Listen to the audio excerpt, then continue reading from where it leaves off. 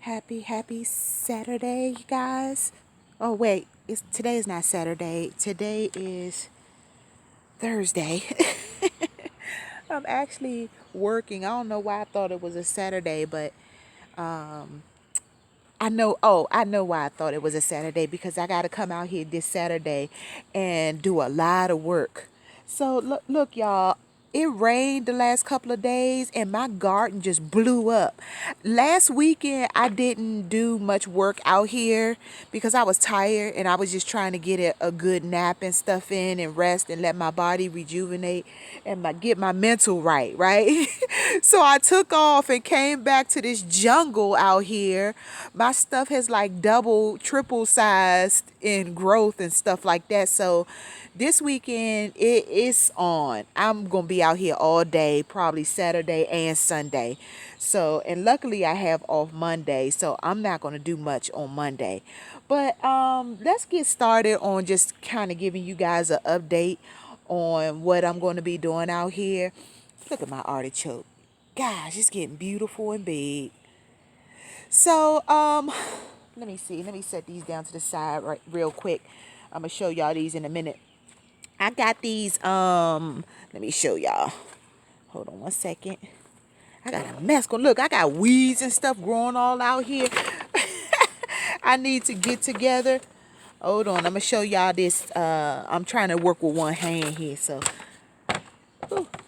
Okay, so I have these wooden. I have these wooden, what do you call it, trellis, right? Wooden trellis that I'm going to be using while I transplant and, kind of get this stuff together. Because my cantaloupe, you see, is going to be needing the trellis pretty soon, so I got a lot of transporting to do. This my watermelon is going to need it because look, it has stretched all the way over here. Look at this. It has stretched all the way over here to my Japanese cucumbers. My Japanese cucumbers is in there. And both of these things, my yellow spaghetti squash and my watermelon here is taking over my cucumbers here. See, I got all kinds of, they both connecting in there and just, I got a lot of work to do this weekend. But this is a great pollinating thing that is actually doing, even though my yellow spaghetti squash is taking over everything and so is the watermelon, they are connecting with each other to pollinate each other well. Look at my basil. All right now, basil, watch out there now. She doing pretty nicely. Oh, that's a big spider. Look at that. That's a spider. I ain't got nothing to knock it off right now, so I'm gonna leave it be for now. But yeah, so under there, under all of this stuff right here is actually my Japanese cucumbers. And it's just being taken over right now by the mini watermelon and by the yellow spaghetti squash. This yellow spaghetti squash is just getting out of hand. We need to do something about her. Cause she's like running over everything. So that's the reason why I got the trellis. I'm gonna take these wooden trellis and I'm going to stick. I gotta take some stuff off of this table over here, and then I'm gonna set the trellis like right in here. Set it in the dirt so I can start connecting some of these leaves. Okay, so now listen, let's talk about these huge leaves. Even though these leaves are beautiful on spaghetti squash and stuff like that, you want to cut some of them because they are shading your stuff and they are also stopping the underbelly here for where your flowers and your fruit are going to begin from, so I'm going to be cutting some of these pretty soon. And when you cut them, they're going to grow back like night and day. They're going to grow back so fast. See, they taking over everything over here. They trying to come over here. And cabbage is already a big, huge component all by itself. So Yeah. And look at my yellow spaghetti. I mean, my yellow, not my yellow. My sweet potato vines are doing really wonderful. I talked about how you can actually cook these as well, and they have a lot of nutrients and fiber and a lot of benefits, health benefits to them as well. You can cook them like greens, like collard greens, if you want. I put a lot of information in my Facebook page one time, a few times before, about how you can cook with them and the benefits and things like that. They're not just ornamental. I don't know about the purple ones. Somebody asked me about the purple ones. Can you cook those? I don't necessarily know about that one. I just know definitely about the uh, lime green sweet potato vines that I eat. No, they don't produce the actual potato. They're just more for decorations, but you can actually eat them, So, and I cooked with them one time before on my YouTube channel. No, I mean my Facebook channel, not my YouTube. So, I'll probably do another tutorial again because several people have asked me about it before. So, yeah. Gosh, I got like a mess going on over here. Look, they even clogging up my beautiful flowers here. That's supposed they connecting to everything. Look at this. Look how it's just like connecting onto everything and just taking over. And I gotta be gentle about how I separate this because my cucumbers are in there and it's getting tangled up with the cucumbers and the watermelon and all of that stuff. So, you know, I'll be delicate about when I separate it. Look at velvet lettuce over here. All right now, do your thing, velvet lettuce. I just cut this the other day and I just had me some salad. It was good too. Okay, quick little hack and tip. This is falling off from the trees above. Some of those berry things that I was telling y'all about last week. Quick hack about lettuce when you growing lettuce. Look at that. I'm so proud of her. Quick hack is when you harvest your lettuce, take them in the house to wash them off in cold water. But in the cold water, you put your baking soda. And in the baking soda is going to wake your stuff up and make it crispy. And then when you put it in after you get finished rinsing the baking soda water off, put it in the refrigerator for about an hour. And then you got some crispy, crunchy, strong lettuce. Okay, so that's just a little tip. And that's what I always do. I love a good cold crispy salad. So this is going to be delicious. I've actually had this already, and it seems like the more I cut it back, the bigger it grows back being. So look at how beautiful. And look at Miss Green Kale. This kale is so weird sometimes. Sometimes she act like she want to be stubborn and not grow, and then other days she's like, I'm about to blow up the spot. So she's doing really good here. And my okay, first of all, I'm gonna just bypass the blueberries real quick and talk about this daggone potted broccoli that I got going on and how it's just getting outrageous with some stuff. Okay, first of all, the leaves are so sweet and so good. You don't have to eat just the crown of the broccoli. You can eat the leaves too. You can saute the leaves, or you can actually just eat the leaves plain in a salad. I wouldn't even put dressing on it because I've ate them all by themselves and they are so sweet and so delicious and refreshing. I'm like, I don't even want no dressing on this. I'm gonna mess it up if I do. So I eat it without it. And I have more kale over here. This kale. So I'm going to repot this too. I'm going to combine them. Here's the other kale too. I got like 4 kale pots going. This one. I have this one. The one on the other side that I showed you, Miss Green, right here. And then I got one down there on the end in that red pot. So I'm going to put them all in a longer, big pot this weekend. I gotta go and buy me another pot. I need to stay out of the daggone Home Depot because I be spending way too much money. I need to set like a budget For real, because I'm telling you, each time I go to the Home Depot, I go in there for one thing and I come out with something totally different. I come out with at least $150 worth of stuff. And I go at least twice a week. Twice a week I be going to Home Depot. So that stuff adds up. I'm gonna put myself on a budget.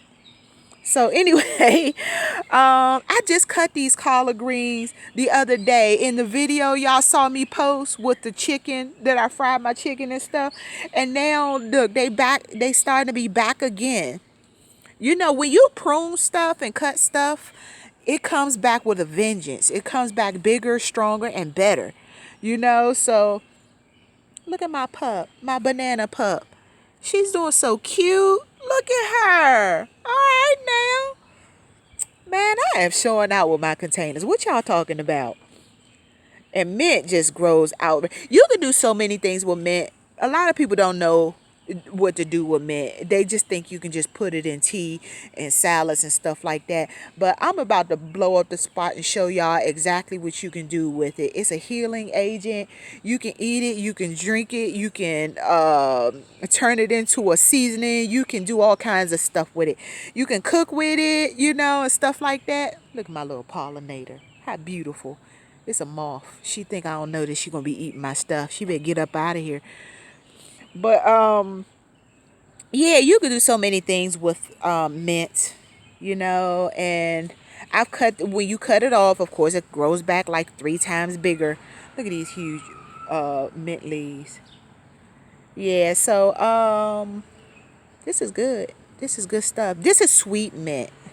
So it's not as strong as the regular peppermint and stuff like that. But yeah. My stuff look a little dry because I haven't came out here to water it today yet. I just looked out my window. Look, I was up there working, right? And I looked down out of the window and I was like, what in the ham sandwich is going on out here? What my dad going? Yeah, so that's why I was like, let me just go on out here and check stuff out because it looked like it's getting rambunctious out here, I couldn't even see my daggone cucumbers, so that's what made me come out here. I was like, wait a minute, what happened to my cucumbers? Let me go out here and check this yellow spaghetti squash because she getting out of hand. Put her back in her lane. Yeah, so that's what I got going on. I'm just so flabbergasted with the watermelon reaching all the way over here to connect with the yellow spaghetti squash. I'm like, man, I gotta train these things like really quickly, and I gotta do it this weekend because it doesn't take them long to connect, and then you got a mess on your hands. It's hard to try to untangle this stuff without damaging another plant. So back to the collard greens and everything like that. These things grow back with a vengeance. That you can have a ton of collard greens. Somebody messaged me and said, in August, after you get finished with your collard greens, send them to me. They're gonna take the rest. I'm like, what's going on in August that I can't continue to have my greens? I don't know. Do they think that's when it stopped growing or something, or I don't know. I mean, they was being funny and facetious when they said it, but I was like, what's going on in August that I won't still be eating my greens? What you talking about? Yeah, and this rosy pak choi, I pulled the one up in the back because I was like, you know what? I'm sick of this rosy pak choi stuff. It's just getting out of hand. I'm tired of her just taking over everything. It's worse than spaghetti squash. Yeah, so I'm like, you know what? I'm not planting her no more because she takes over everything. And if I do plant her, like I'm going to take this out and I'm going to replant it in a pot all by itself. And then I'm going to put like a cage around her. So when she starts to grow, her leaves grow out through the cages. And then I could just pick them as I want salad or when I want to cook with them and stuff like that. But I'm just like, I got 2 in the front yard and this thing is about as tall as I am. I'm like 5'8". I'm like, this thing is just getting out of hand. I'm sick of her. I'm not planting her next year. Now that I know what I know, I ain't doing it. Now I might take off some of her seeds and save them for another time, like these seeds here.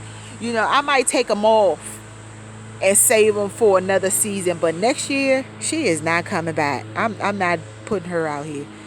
My orange Swiss chard, y'all, is so sweet and so delicious. And I'm so proud of it because it's so strong. Y'all seen me nibbling off of it and taking off of it. I had a salad the other night with her. And I really enjoyed it. I messed up my strawberries, y'all. I put a fertilizer on there that it didn't like. And then I killed some of the leaves. And I mean some of the flowers, but it's making a good comeback. I've been trying to, keep her watered. I'm going to take these and I'm going to self-pollinate them, make them kiss and things like that, and then they'll grow back. But I was like so close to getting fruits until I messed everything up with that old crazy fertilizer I was using. So I won't be doing that again. I mean, you some things you got to do trial and error, and you have to figure it out. It doesn't like this particular fertilizer that I was using for my banana tree plants. So yeah, I gotta wait a little longer. I'm gonna cut these dead ones off so that they can grow back faster, stronger, and better. It'll take no time. Yeah, my cilantro, it was like this. It was like this parsley at first, but I ended up taking some off the other night and I was cooking with it and I put it in a salad. Yeah, I put it in the salad. My bad, y'all. Yep. I'm just about sick of this parsley stuff. This thing has just gotten so out of hand.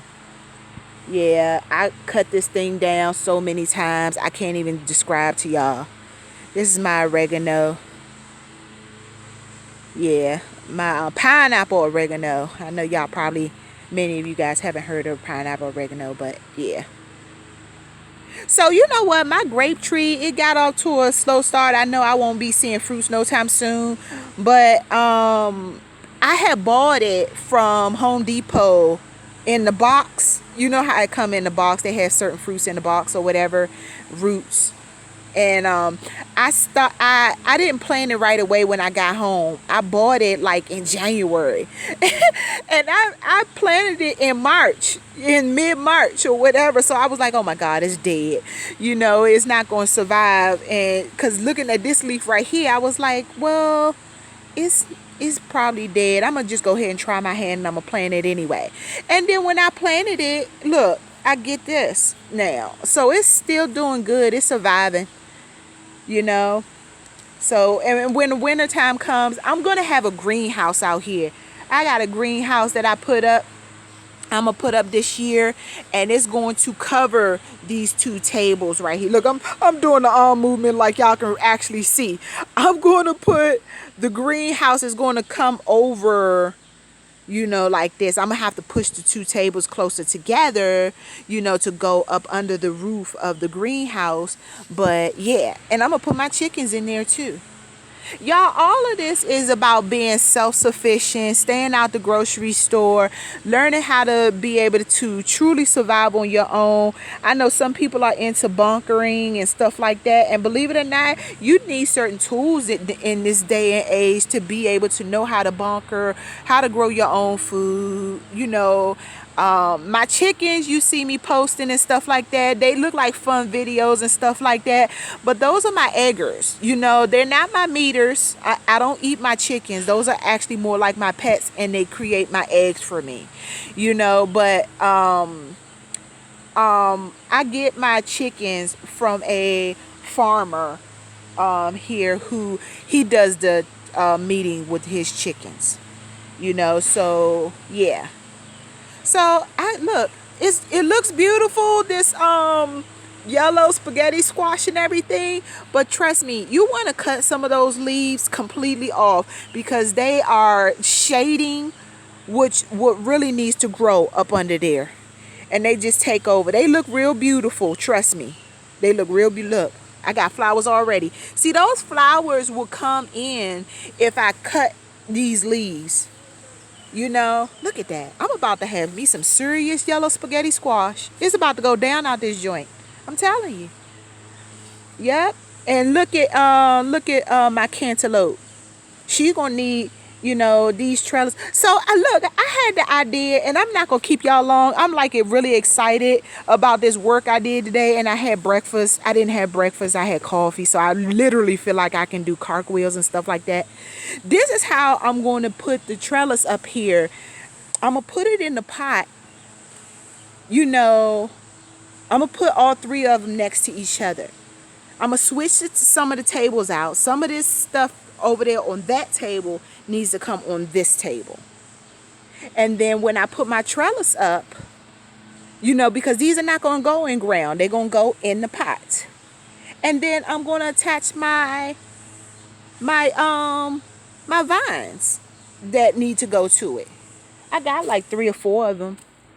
I got 3 or 4 of them. Y'all know how I like order and neatness. So I'm like, okay, this gonna be pretty. It's gonna be cute too.